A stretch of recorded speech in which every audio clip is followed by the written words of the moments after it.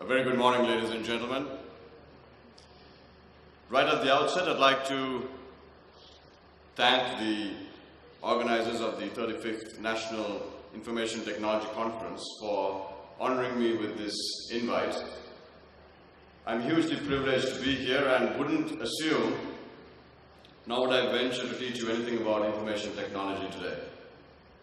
You guys are the experts, but I will share my thoughts with you on something that's very close to my heart and the organization that I work for, which is towards digital prosperity. I think you guys have really picked the perfect topic for this conference.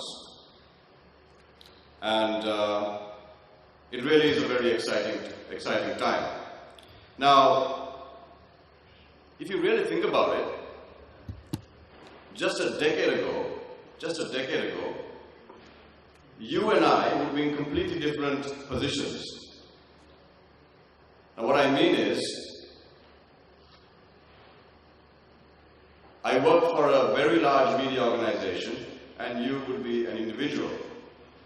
There would be no parity between what the media organization could do and what you as an individual could do. That was just a decade ago, maybe even 3 or 4 years ago. But today, the situation is completely different. Each of you sitting out here is a powerful media organization by yourself, as an individual. You have the power to influence, to change, and to impact society just as much as a large media organization does. In fact, I will even go as far as to say, there may be individuals seated here amongst you today who have bigger audiences than a few media channels. That's the reality we live in. 10 years ago, if you wanted to make history, you would need an army, a media network, and millions of dollars in order to do it. But today, each of you can make waves. Now, by the fact that I work for a media organization, I'm quite used to listening to people telling me their opinions about how responsible we could be, their opinions and views on Sirius News, which is taken in the right spirit. It could be a political view, it could be a view on a particular news item, and that's brilliant. We enjoy that rhetoric. And we're often told that reporting news requires responsibility. Absolutely. But here's what's happened now. All of that power, all of that influence that used to be with a few organizations, that used to be centralized, has now been broken up and thrown back at you. So the responsibility that you may ask the media organization is now literally in your hands. That power is with you. So shouldn't the same responsibility that you demand of a media organization or a media network also hold the same for an individual? It's very, very simple to say something on Facebook or Twitter. It takes a few seconds. But when you report the news, for instance, on Newsfirst, we spend days and days and days researching on things and then taking a position on a particular matter and then reporting on it. And that's backed by professionals who've worked for decades. And we may not get it right all the time, but we put an effort into it. And then one of us could spend a second on Facebook making an opinion about it. I think because this breakup of power has happened so exponentially and so quickly, you and I have not quite understood the responsibility that comes with it. And that's going to cause all sorts of problems. It's kind of like the Wild West, right? Everybody's got a gun, and what's going to happen at the end of it? We're going to just shoot each other. There have to be some rules, there have to be some regulations. We need to be talking about these things. Now, one of the best examples or the best ways of illustrating what's going on is, how many of you guys have heard of this guy called Astro Teller? Anyone's heard of Astro Teller? You've heard of him? Okay, one person, all right. Astro Teller is the CEO of Google X. He's got a great job. He comes to work every morning and he's told by the Google bosses, go for a moonshot, go for something that's crazy, and it's an incredible job. I had the honor of meeting Astro Teller in California, and I was listening to some of the things he was telling me. And one of the things that he famously describes is his graph that describes the position that humanity finds itself in today. Now this graph obviously has two axes. The x-axis is time, and I'd like you to imagine this in your mind. The y-axis is the rate of change. Got that? Alright. So you have a line that it grows upward, and then suddenly this line shoots vertically right up. That's one line, okay? So it goes upwards, but then it shoots vertically. And that is the advancement of technology. There's another line that grows, but there is no exponential growth. There is no point of inflection. And these two lines intersect at a certain point. And the second point is human adaptability. And today, according to Astro Teller, we're at that point of intersection. And you can see it all around us. You can see it in politics, in policy, at the workplace. That point where we really don't know how to contend with the speed at which things are changing.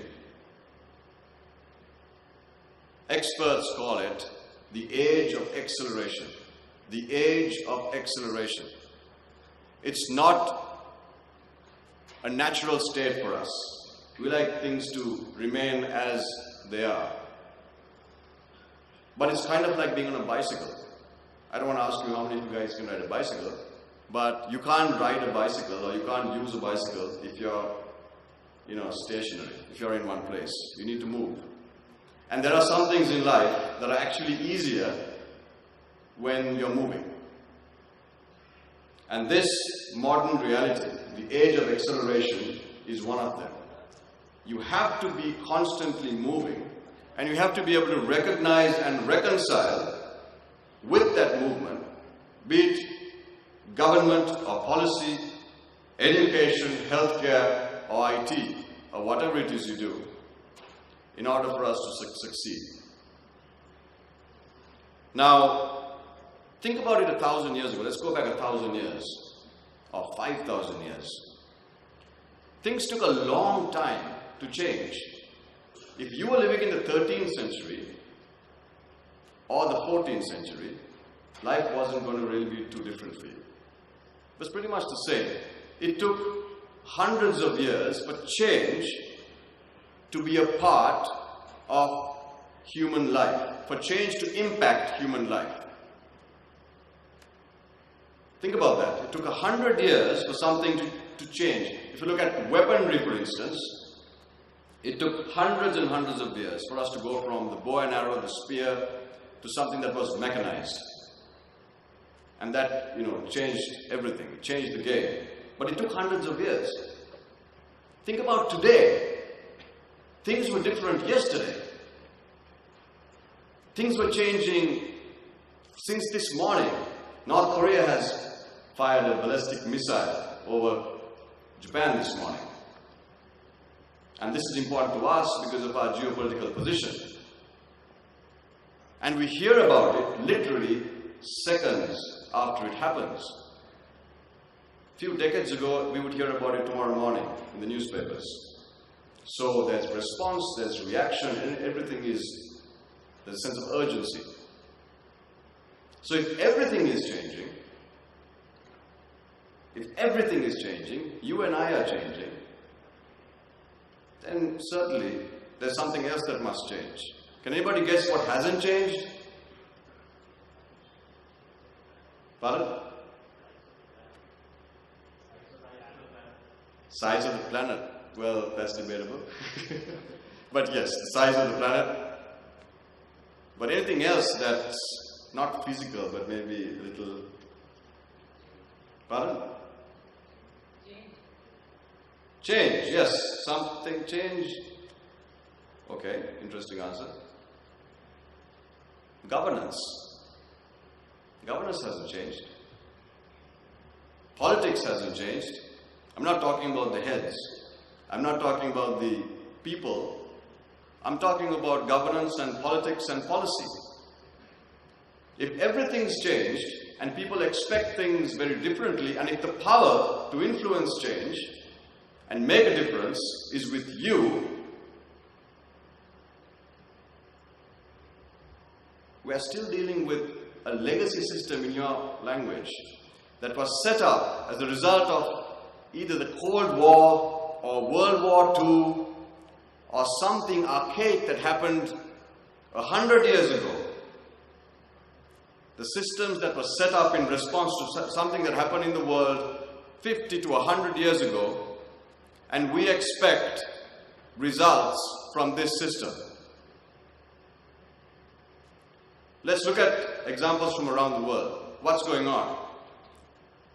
Think about Astro Teller's graph. The fact that we're at this point of inflection means that governments from around the world, parties around the world, political systems around the world just cannot contend with the speed of change. Do you know that by the time a government policy, and this is on average, responds to a particular innovation, so let's say there's innovation X, maybe it's a mobile phone, and then there's a new version of that mobile phone, Y, X to Y. By the time a government policy is made to deal with X, it's already gone 2 versions beyond. Am I right or wrong? It's already gone 2 versions wrong. So there is absolutely no way governance and policy can contend with the speed of change. And so what you have is, you have governance that, on this side, you have governance that's run by political imperatives, by party imperatives, or whatever. And on the other side, you have us, and each of us are governed, are run by completely separate imperatives. Each of us have the power to influence, to impact in the workplace, in humanitarian areas, and so we do that completely devoid of any kind of governance structure. And that's not entirely a good thing. That's not entirely a good thing. We should not slow down the pace of innovation, but we have to figure out a way of speeding up policy and regulation. It's critically important, so that once these 2 worlds meet, then we will have digital prosperity. The word politics is a bad word in a sense, but in reality, it's a beautiful word. It must be. If you ask somebody, if I ask any of you, are you interested in getting into politics? I can bet my last dollar I know what your answer will be. Priyal, will you get into politics? He looks shocked.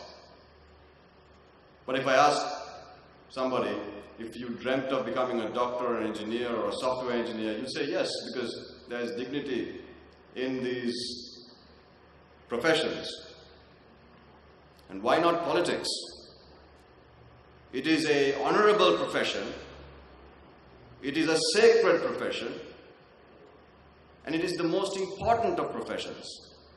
And if you, each of you here, somehow don't contribute towards it, then what future do we have? There's absolutely no future. It's pointless going to the polling booth once in 6 years or 5 years and deciding a few minutes before you go there by watching a couple of television programs and casting your vote. We are doing the same thing and expecting a different result. Isn't that what Einstein said? We are appointing people into positions of authority and expecting leadership. Positions of authority can protect and do things like that, but leadership lives in the future. Leadership lives in the future.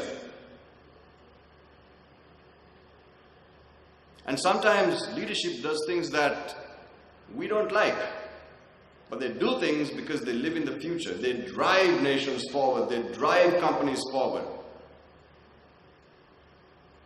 And we talk about democracy, the Democratic Republic of Sri Lanka. But what is democracy? I love that word democracy. Democratia. Demo, the people, cratia, power. The power of the people. Up until a few years ago, that power was limited to a vote or a mass protest. Like I believe we're going to have one today, this evening, in Colombo. But not anymore. Democracy today is in your hands. You hold the power of democracy. But I want you to understand something. Democracy is a lot more than just the origin of power. What am I saying? Think about it. The origin of power, you have the president and the prime minister and the ministers and everybody in political power. The origin of that power is you and I. Right or wrong?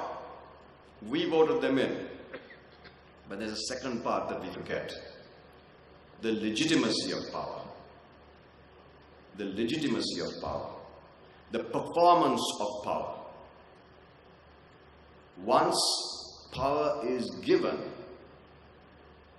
it must be held accountable. There must be a gauge of performance. Power isn't given and then you do whatever the heck you want with it and forget about the people who gave you that power. Which is why we tend to wait for 5 years or 6 years to express our agreement or disagreement with whatever political system or political party. Well, not anymore. You don't wait for 6 years to express your opinion about something that you don't like that's going down your road. You don't need Sirasa or any of the networks to make your opinion be heard anymore. Do you? Sure, you need it if you wanted to go to a wider audience for now. But I'm under no illusions here. I am under no illusions. Newsfirst is Newsfirst's biggest enemy.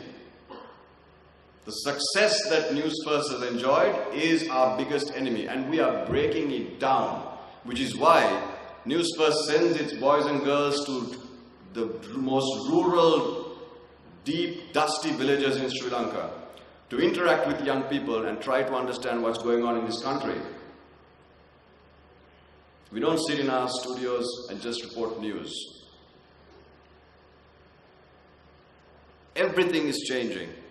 And if you look at the systems around the world, it's pretty obvious, isn't it?